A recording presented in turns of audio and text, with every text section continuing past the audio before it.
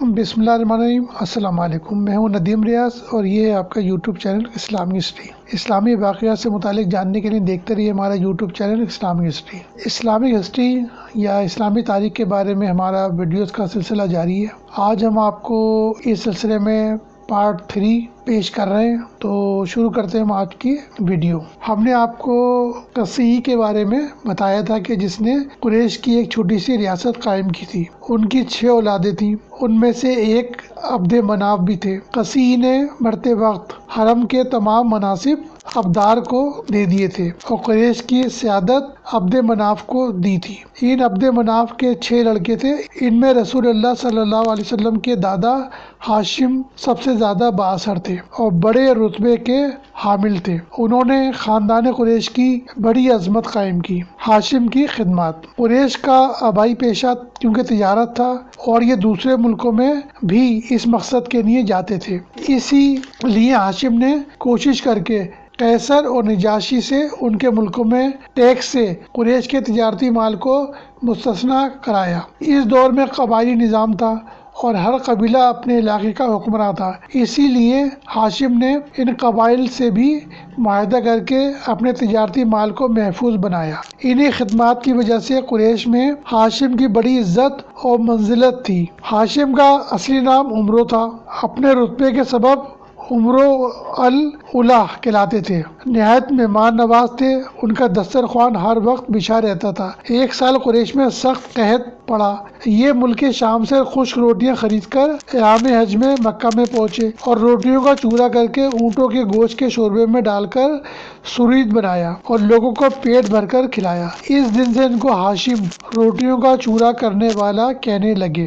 ہاشم نے مدینے کے خاندان بنی نجار میں شادی کی، لیکن 25 سال کی عمر میں ہی تجارت کے لیے شام جاتے ہوئے غزہ میں انتقال کر گئے اور وہیں بھی آپ کی تدفین ہوئی۔ ان کی بیوہ سلمہ سے ایک لڑکا پیدا ہوا جن کا نام شیبہ رکھا گیا۔ شیبہ 7 یا 8 سال مدینہ میں رہے۔ ہاشم کے بھائی مطلب کو خبر ہوئی تو وہ مدینے جا کر یتیم بچے کو لے آئے اور ان کی پرورش کی۔ انہی کی پرورش کی وجہ سے شیبہ کا نام عبد المطلب یعنی مطلب کا غلام پڑ گیا۔ عبد المطلب بڑے ہوئے تو اپنے باپ کی جگہ کعبے کے متولی ہوئے۔ عبد المطلب نے چاہے زمزم کو نئے سرے سے کھدوا کر درست کیا۔ اس کا واقعہ یہ ہے کہ حضرت اسماعیل علیہ السلام کے بعد کعبے کی تولیت نابد بن اسماعیل کے سپرد ہوئی۔ نابد کے بعد نابد کا نانا مزاز بن عمرو جرمی متولی ہوا۔ جب بنو جرم حرم شریف کی بے حرمتی کرنے لگے اور کعبے کے مال اپنے خرچ میں لانے لگے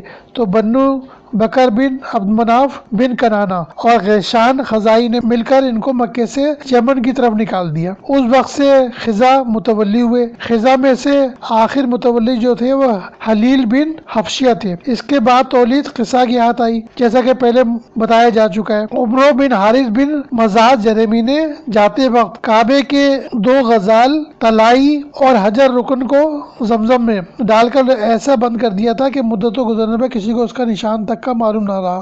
آخر کار عبد المطلب کو خواب میں اس کے کھودنے کا اشارہ ہوا۔ عبد المطلب کے ہاں اس وقت صرف ایک صاحبزادہ حارث تھا، اسی کو ساتھ لے کر کھودنے لگے۔ کھودتے کھودتے ہر 2 غزال اور کچھ تلواریں اور زریں برآمد ہوئی۔ اس طرح عبد المطلب نے زمزم کو کھود کر درست کیا۔ اس وقت سے زمزم کا ہی پانی حاجیوں کے کام آنے لگا اور مکہ کے کنووں کے پانی کی ضرورت نہ رہی۔ عبد المطلب نے منت مانی تھی کہ اگر 10 لڑکے ان کی زندگی میں جوان ہوں گے تو وہ ایک لڑکا اللہ کی راہ میں قربان کریں گے۔ جب ان کے 10 لڑکے جوان ہو گئے تو وہ ان سب لڑکوں کو لے کر کعبہ گئے۔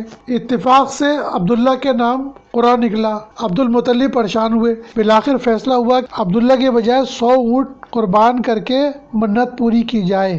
عبد المطلب کے 5 بیویوں سے 10 لڑکے اور 6 لڑکیاں پیدا ہوئیں، جن کی میں آپ کو تفصیل بتاتا ہوں کہ ان کی زوجہ کا نام جو سمرہ بن جندب حوازنیہ، ان سے جو اولاد پیدا ہوئی ان کا نام حارث تھا۔ دوسری جو بیگم تھی ان کا نام لبنہ بن ہاجرہ خزائیہ، ان کے جو اولاد تھی وہ ابو لہب، ان کا اصلی نام عبد العزیٰ تھا۔ تیسری جو ان کی زوجہ تھی وہ تھی فاطمہ بن عمرو مخزومیہ، ان کی جو اولاد تھی وہ ابو طالب، اصلی نام عبد مناف، زبیر، عبداللہ والد رسول اللہ صلی اللہ علیہ وسلم، بیضہ، عاتقہ، برہ امیمہ عروہ، اور جو چوتھی بیوی تھی ان کی وہ حالہ بنت وہب زہریہ، ان کی جو اولادیں تھیں وہ حضرت حمزہ رضی اللہ تعالیٰ عنہ، مقوم، حجل اور حضرت صفیہ رضی اللہ تعالیٰ عنہ۔ پانچویں ان کی بیوی تھی وہ نتیلہ بنت خباب خزرجیہ، ان کے جو اولاد تھی وہ عباس رضی اللہ تعالیٰ عنہ اور زرار۔ تو یہ ان کے 10 لڑکے اور 6 لڑکیاں تھیں عبد المطلب۔ منت پوری ہونے کے بعد عبد المطلب نے حضرت عبداللہ کی شادی قبیلہ زہرہ کے رئیس وہب بن مناف کی صاحبزادی حضرت آمنہ سے کر دی۔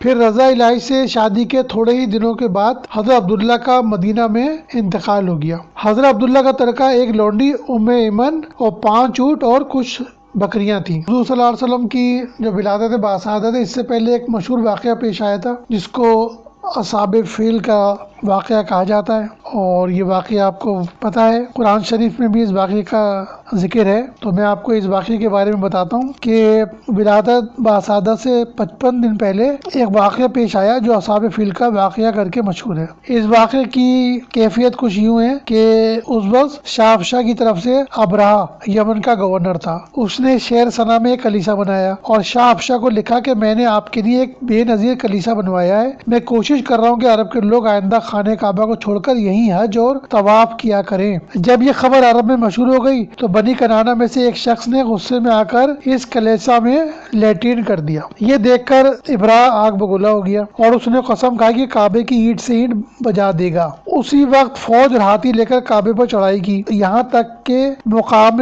مقمص میں جو مکہ مشرف سے 2 میل دور ہے وہاں پر جا کے اس نے اپنا خیمہ لگایا اور ایک سردار کو حکم دیا کہ اہل مکہ سے چھیڑ چھاڑ شروع کرے۔ چنانچہ وہ سردار قریش کے اونٹ اور بھیڑ بکریاں ہانک کر لایا، جن میں 200 اونٹ عبد المطلب بن ہاشم کے بھی تھے۔ پھر ابرہ کی جانب سے حنات حمیری گیا اور عبد المطلب کو ابرہ کے پاس لے آیا۔ ابرہ نے عبد المطلب کا بڑا اکرام کیا اور دونوں میں یہ گفتگو ہوئی۔ ابرہ تم کیا چاہتے ہو؟ عبد المطلب میرے اونٹ واپس کرو۔ ابرہ تعجب سے تمہیں اونٹوں کا تو خیال ہے، مگر خانہ کعبہ جو تمہارے آباء و اجداد کا دین ہے اور جسے میں ڈھانے آیا ہوں اس کا نام تک نہیں لیتے۔ عبد المطلب نے کہا کہ میں اونٹوں کا مالک ہوں، خانہ کعبہ کا مالک اور ہے، وہ اپنے گھر کو بچائے گا۔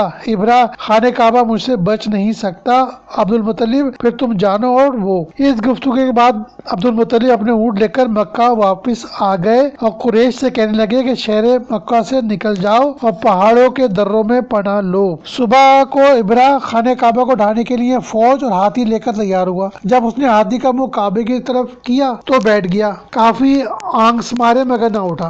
آخر مکہ کی طرف اس کا منہ موڑ کر اٹھایا تو اٹھا اور تیز بھاگنے لگا۔ غرض جب مکہ کی طرف اس کا منہ کرتا ہے تو بیٹھ جاتا اور کسی دوسری طرف کرتے تو اٹھ کر بھاگتا۔ اسی حال میں اللہ تعالیٰ نے سمندر کی طرف سے ابابیلوں کے غول بھیجے، جن کے پاس کنکریاں تھیں، ایک ایک چونچ میں اور 2 پنجوں میں۔ انہوں نے کنکروں کا مینا برسانا شروع کیا، جس پر کنکر گرتی ہلاک ہو جاتا۔ یہ دیکھ کر ابرہ کا لشکر بھاگ نکلا۔ اسی طرح اللہ تعالیٰ نے اپنے گھر دشمن سے بچا لیا۔ قرآن مجید سورہ فیل میں اس واقعے کی طرف اشارہ ہے۔ تو یہ حضور صلی اللہ علیہ وسلم کی ولادت باسعادت سے پہلے یہ اصحاب فیل کا واقعہ پیش آیا تھا، اور اس کے بعد پھر آپ صلی اللہ علیہ وآلہ وسلم کی ولادت ہوئی۔ تو انشاءاللہ اگلی ویڈیو میں ہم آپ کے بارے میں ولادت سے بتائیں گے۔ تو انشاءاللہ ملتے ہیں اگلی ویڈیو میں۔ دیکھتے رہیے ہمارا یوٹیوب چینل اسلامک ہسٹری۔ السلام علیکم ورحمۃ اللہ وبرکاتہ۔